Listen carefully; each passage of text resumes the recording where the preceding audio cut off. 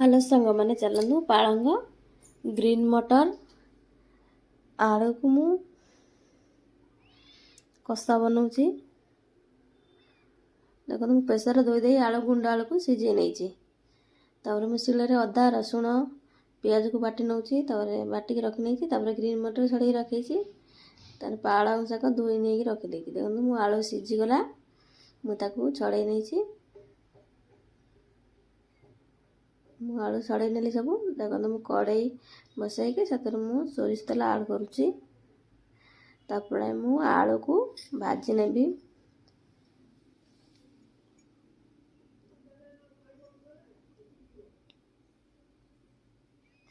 देखते टे लंका गुंड लुण हलदी पकई मु आलू को भाजी नेबी।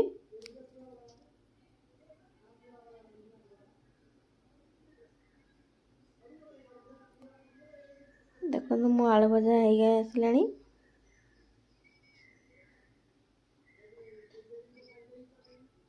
तापर मु ताक काढ़ी नौची।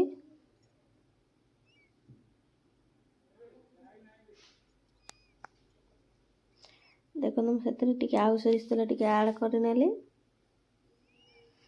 बटा मसला मुझे कषई नेबी।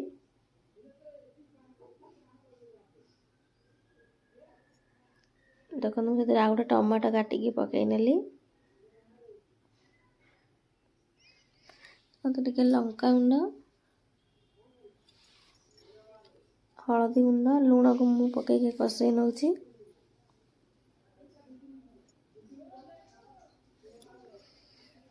देखो मुझे पानी नहीं नेले टे राग गुंड भी पकई नौची।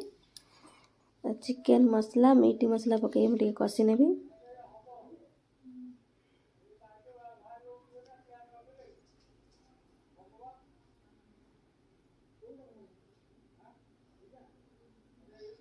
देखो मुझे ग्रीन मटर भी ऐड कर नेली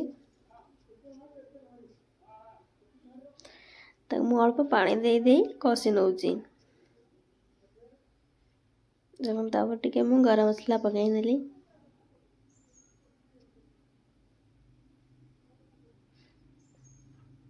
मो मसला हो आसला मु आलू भाजी रखी ताको पकई नेली।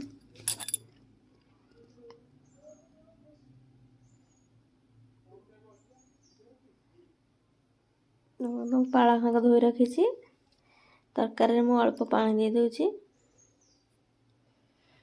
पालंग शाग काटिकी मु पकई देबी।